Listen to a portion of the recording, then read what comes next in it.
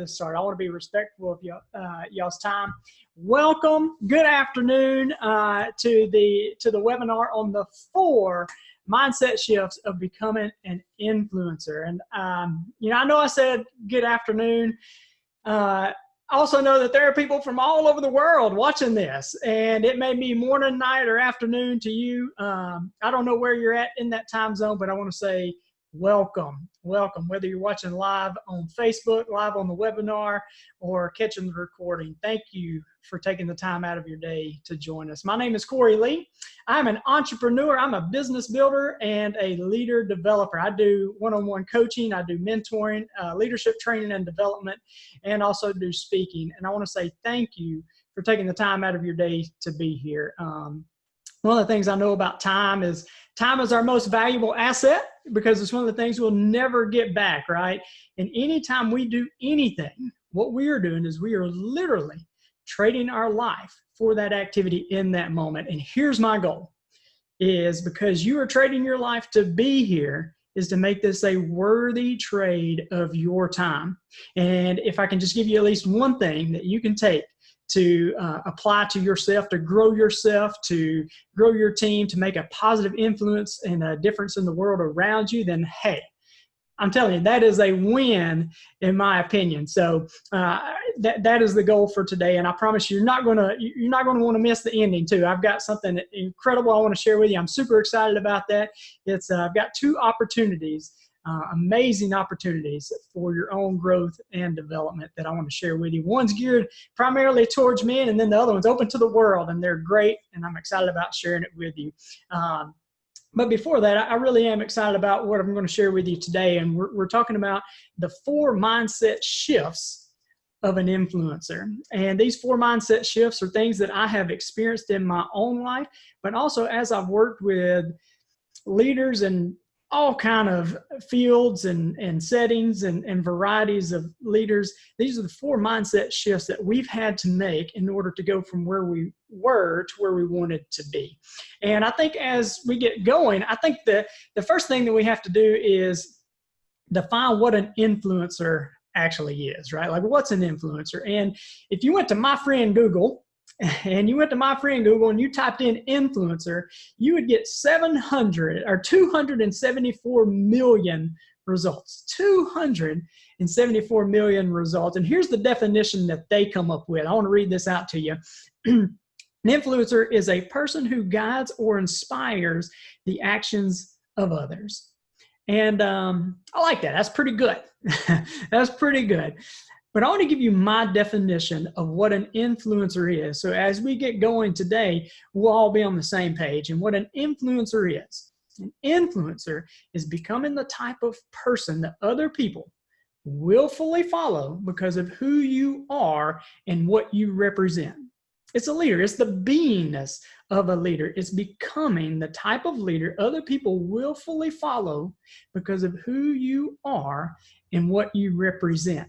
And today's the 4 mindset shifts of becoming that type of leader that other people willfully follow, right? And I really am excited to share that with you today. And before we do, though, I think it's important to, give you a little bit of my background, give you my story, because I think that'll answer the question of who's this little short guy that has invited me to this webinar, and maybe gain some credibility with you as well. So I told you that I am an entrepreneur, and I do coaching and training, but my background is actually in the medical field. I am a physical therapist assistant, and my wife and I, we've opened up a couple of physical therapy clinics. We've opened up some gyms and a few other businesses, but I was born and raised in a small town in North Mississippi, and I was raised at an early age by my mom and my grandmother.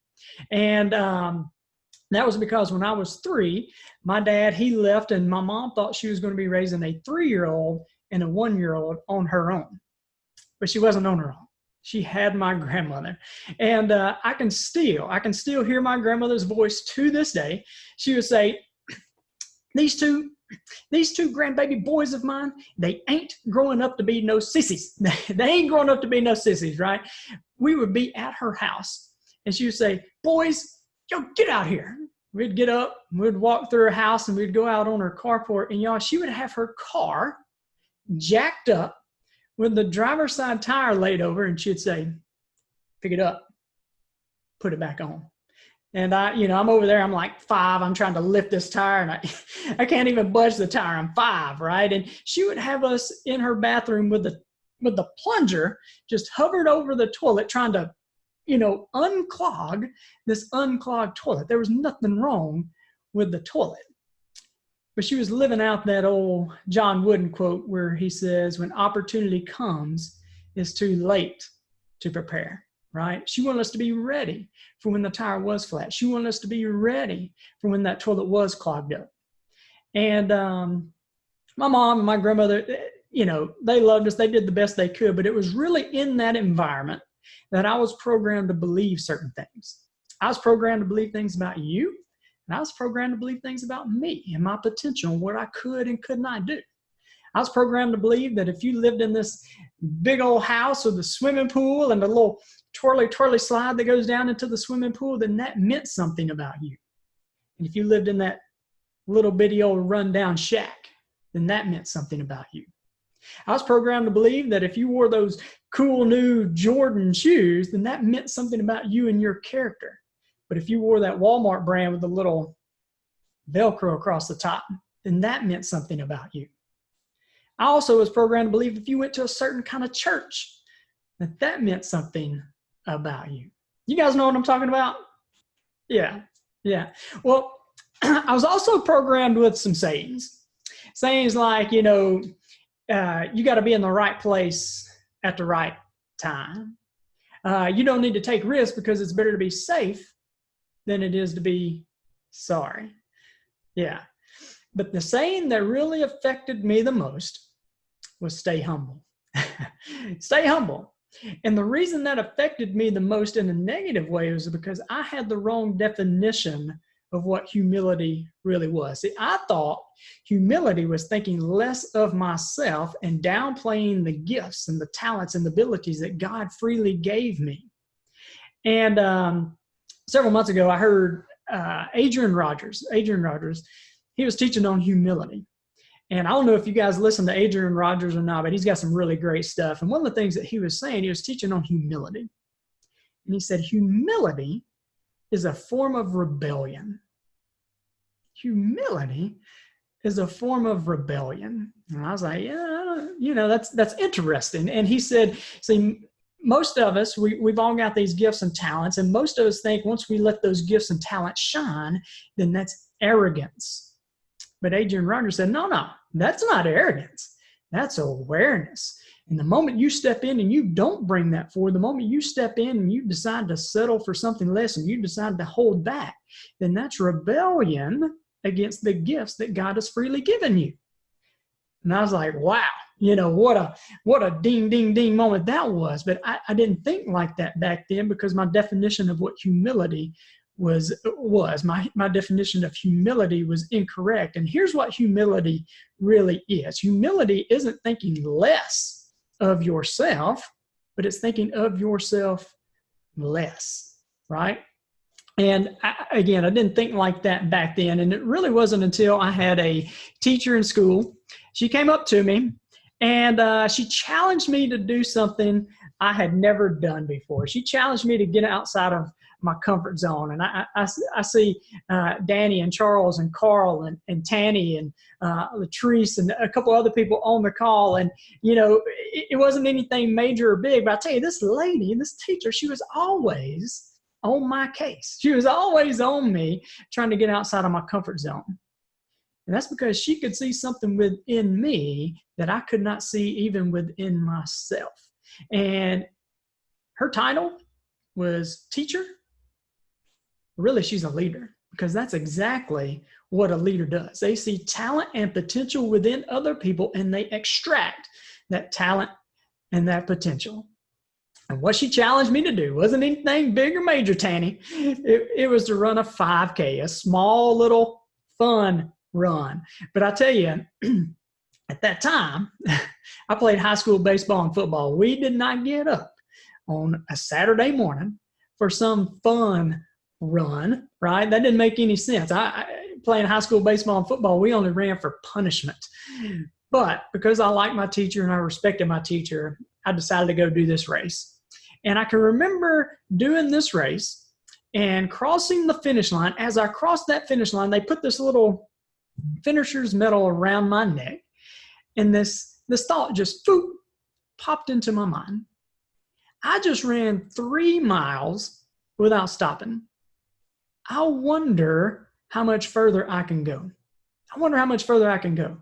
And that 3 turned into 6, 6 turned into 13, 13 turned into 26, and 26 turned into 31. I ran a 31-mile race on the beach in the sand in Destin, Florida, and I won the thing first place overall.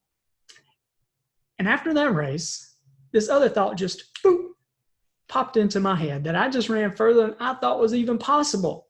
Didn't even think you could run that far. I just ran further than I thought was possible. I wonder what other areas of my life might I be holding back in. I wonder how much further I can go. I wonder what else I can do. And I continue to ask myself that question to this day. That question has led to multiple businesses. One of those, a small little physical therapy clinic in a town of 1,100 people, 1,100 people. In 2017, we sold that business. And at the time of the sale, we were billing out over $2 million a year in a town of 1,100 people. And I share that with you because one thing I know about every single person that is on this live Facebook, that is on this webinar, is that you have your own unique gifts, your own unique talents, and your own unique abilities. And this world needs your gifts, your talents, and your abilities. This world needs you to be an influencer. This world needs you to be an influencer that impacts this world, the world around you, and the world that you're called to in a positive way. And I want to show you today the 4 mindsets in order to do that. So if you're ready, let's jump in. Hey, I need a little bit of feedback. I love live stuff and love some feedback. So if you're ready, I need you to put it into the chat. If you're ready, say, I'm ready. I'm ready. Are you going to put it in the chat? Let's see. Put it in the chat. I'm ready. Or you can give me a little fire emojis or the thumbs up. That's what I'm talking about. I'm ready. Okay, here we go. I'm ready. All right. So number one, first shift that we have to make is the comparison shift. The comparison shift. And I'll tell you, this comparison shift is actually twofold. The first one is we have this tendency to compare ourselves to other people, right? We compare ourselves to other people. We'll look at people that are maybe further down the path than we are. Maybe they're more experienced. Maybe they're more advanced than we are. And we'll look at them and we'll say, well, I'm not them. And we get frustrated or we start to make excuses. Or maybe we look at people that we're ahead of. Maybe we're more advanced than other people. We'll look behind us and say, well, you know what? At least I'm not like that Cory Lee guy. I know I'm better than that guy. At least I'm not like him.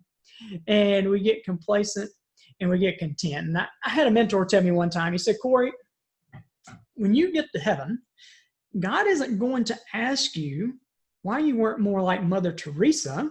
He's going to ask you why you weren't more like you. Why weren't you more like the Cory Lee that I designed and created you to be? Once again, we all have our own unique gifts, talents, and abilities. We're all called with those gifts and talents. And I want to pause right there just for 1 second. 1 second. Sorry for chasing the rabbit here, right? But that's the second time I've said that. And I've said that you have unique gifts, talents, and abilities.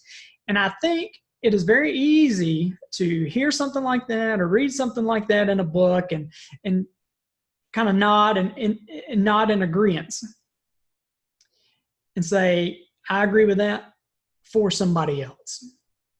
But when I say you have unique gifts, talents, and abilities, I'm talking about you, Danny. I'm talking about you, Tanny. I'm talking about you, Charles. I'm talking about you, Carl, right? I'm talking about you. You have unique gifts, talents, and abilities. So we don't want to compare ourselves to other people. We want to compare ourselves to our potential, the thing inside of you, that thing that is inside of you that is calling you, the calling that is inside of you, that desire. Desire is an unexpressed possibility seeking to express itself in, with, and through you. We compare ourselves to that. But here's the thing, that's one. The other comparison that we fall into is we compare ourselves to our current results. We compare ourselves and our potential to our current results. We'll look at what we're doing. We look at our current results and we'll say that's all that we're capable of doing, all the potential we have. And we have this inspired idea just come right into our mind. And we'll take a look at this big idea and this inspired idea, and we'll look at the two and they say, well, that doesn't match. You know, that's too big. I've never done anything like that before. That is just too big. But let me ask you guys this. I want you to look around. Look around your room. Is your room big or small? And just in the chat right there, type it up. Is the room you're in big or small? Big or small?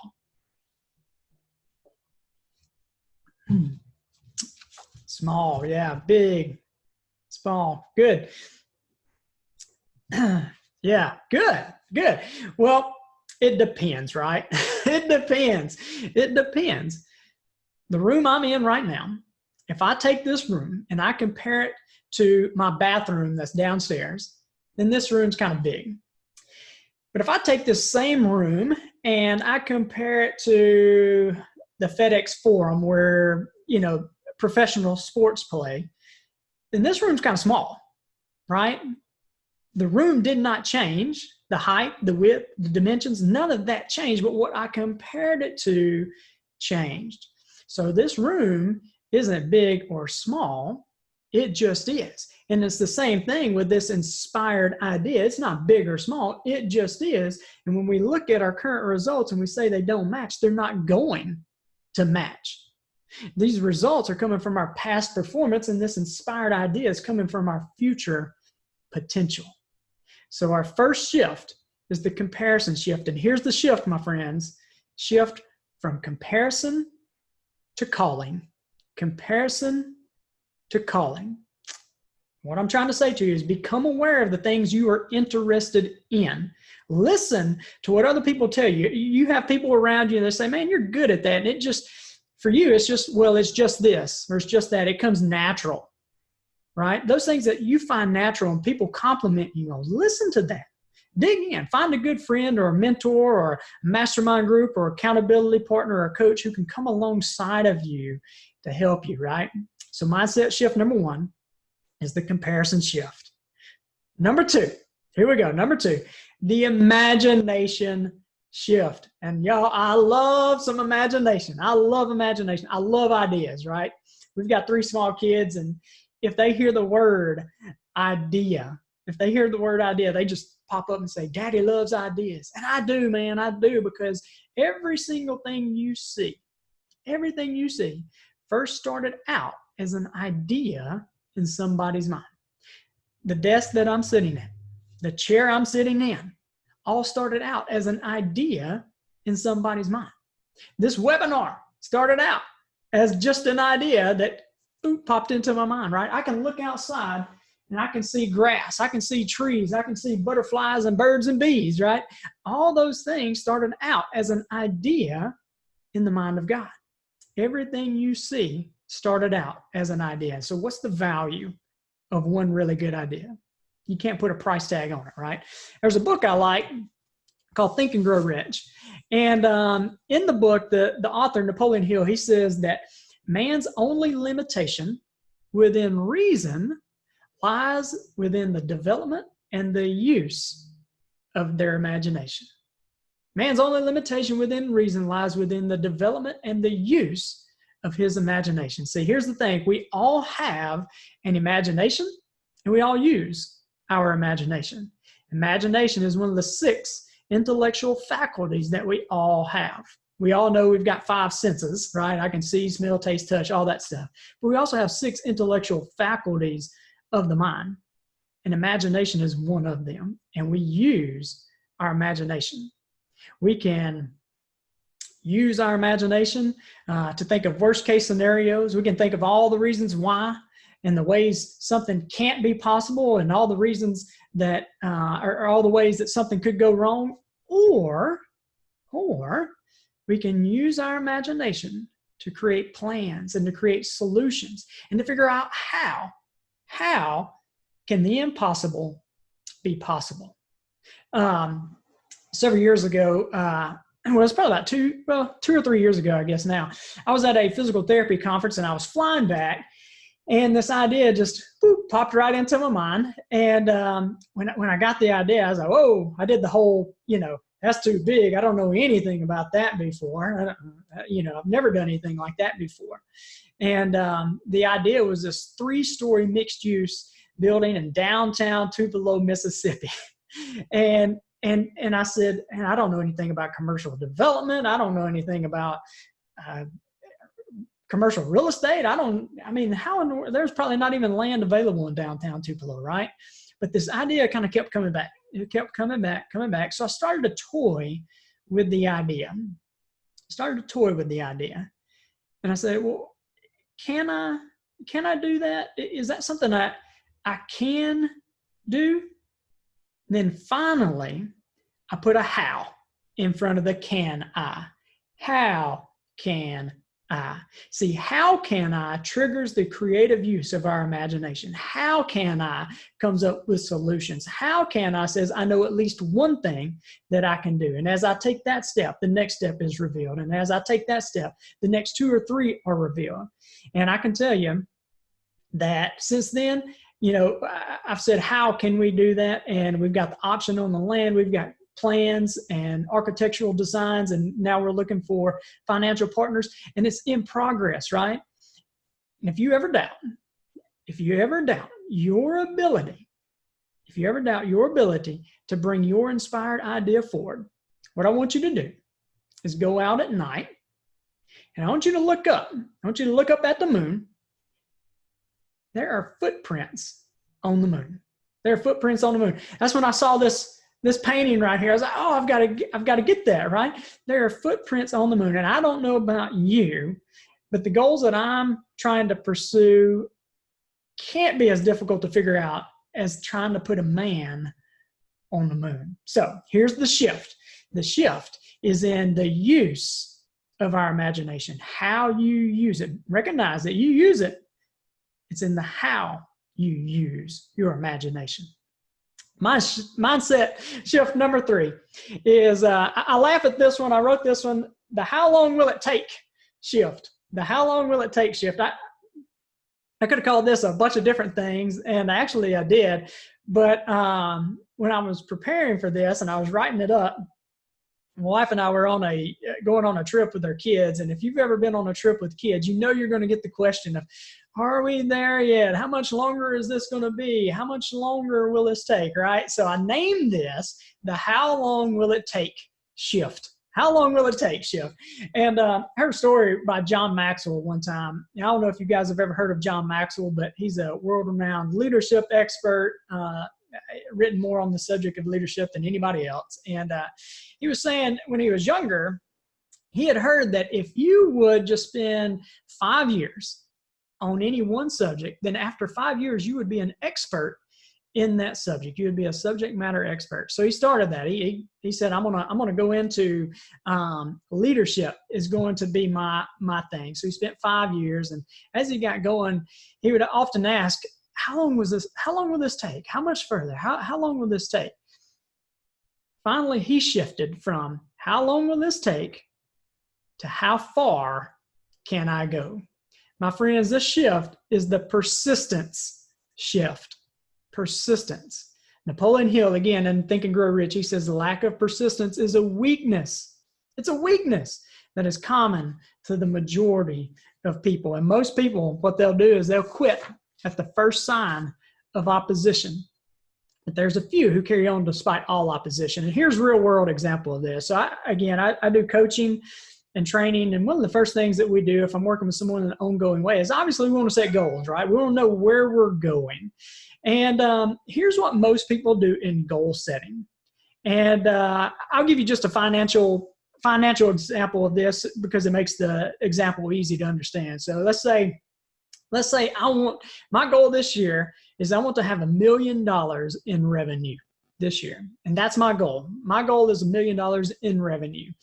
And let's say we get to June. and we're halfway through the year, and I'm only at $250,000. We're halfway through the year, but I'm not even close to halfway to my goal. What most people will do is they'll say, well, it's obvious that I'm not going to reach my goal here, and the path that I'm on, the plan that I'm on, says I'll make 500,000. So I'm going to take my goal and I'm going to shrink it down to match the plan that I'm on. My suggestion to you is, if this is truly your goal, if this is truly what you are after, you don't change the goal, you change the plan.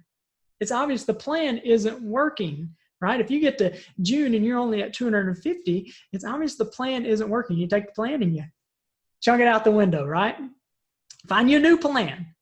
If that plan isn't working, take that plan and chunk it out the window. You persist without exception into finding a plan that will take you to the goal.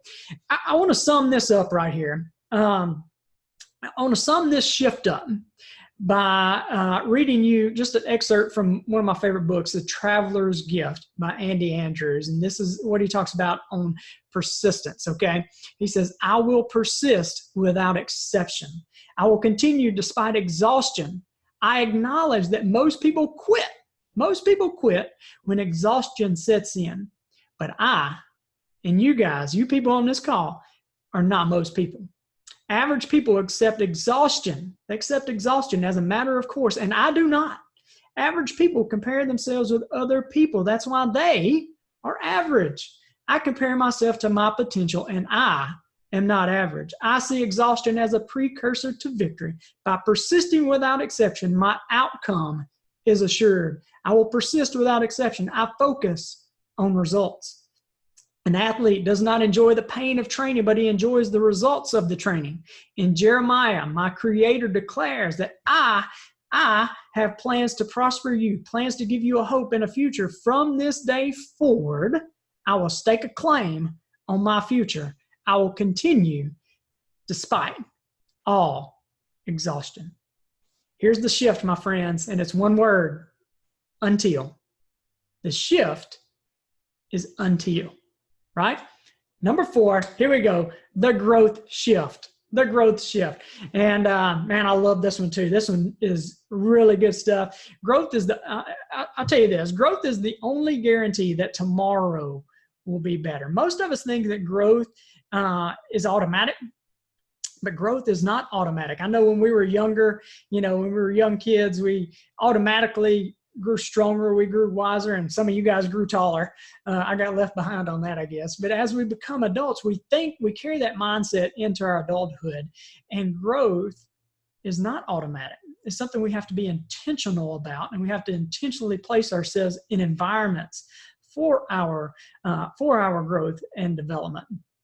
And one thing I'll tell you on growth is that what's sometimes frustrating is it doesn't happen in a day, right? We want it to happen like that, but it doesn't happen in a day, but it happens daily, in the daily habits, in the daily things that we do to march towards our goal. Told you guys we have 3 small kids, and our oldest son, he is 8-year-old, and he's in the 3rd grade, or he was, right, until everything has been shut down. But he was in 3rd grade, and I'm working with him on his math homework. And as I'm working with him on this math homework, I realized that, man, these kids, these young dudes are learning what I learned in 3rd grade, what I learned in high school, right? They're learning in 3rd grade what I can remember learning in high school. And here's my point there, is that change isn't just happening in the education sector. It's happening in every single field, medical industry, and in every single industry there is. Change is occurring. And if you're not staying ahead of the change by being intentional about your growth, you're not just standing still, you are getting left behind, my friend. So when we think about growth, we have to be intentional about placing ourselves in an environment conducive to growth. We know growth is important, but we have to be put in an environment that's conducive to that growth. And if you think about this, think about an acorn. If I had an acorn here and I said, you know what, I want to protect this acorn. I want to put it in an environment that's safe and secure, and I don't want anything to happen to it. I can take this acorn and I can set it right here on my desk, and I can protect it and allow nothing to happen to it. Nothing's going to happen to it, but it will also, because it's not in an environment conducive to its growth, it will never become and grow into the potential that it was created to become, that mighty oak tree. Well, just like that acorn, we have to be put in an environment conducive to our growth. And John Maxwell wrote a book on this called The 15 Laws of Growth. And I want to share with you, he's got, I don't know how many right here, 5 or 6, 7. Wait, what? 10, sorry, 10. 10 descriptions of what an environment conducive to growth looks like. And I'm just going to be real quick and share these with you. But number 1 is others are ahead of me. If you're going to be in an environment conducive to growth, there needs to be people that are ahead of you. You've probably heard the saying that if you're the smartest person in the room, you need to find a new room, right? You need to find people that are bigger than you, stronger than you, faster than you, smarter than you, because their talent level is going to pull you up. Right? You need to find people that are ahead of you. Number 2 is I am continually challenged. Continually challenged. I think so many times we get away, we're not challenged by our friends or family member out of love. They don't challenge us. They allow us to get by with our own excuses or our own attempts, right?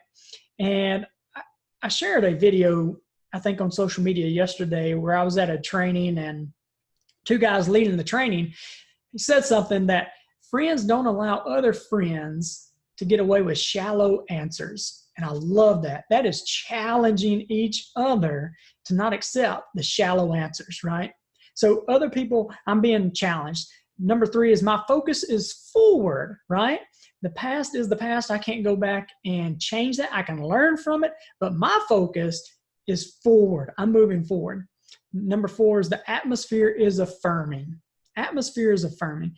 The challenge, people being challenged, is all out of love, right? You're being challenged out of love, and you're being congratulated.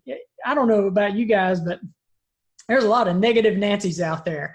And if you're in the negative Nancy world, man, that is going to pull you down and drag you down, and that is not an environment conducive to growth. But in an environment that is, there is affirmation. Number 5, I'm often out of my comfort zone. We know that growth only occurs outside of our comfort zone. So there's going to come a time where you're standing at a line.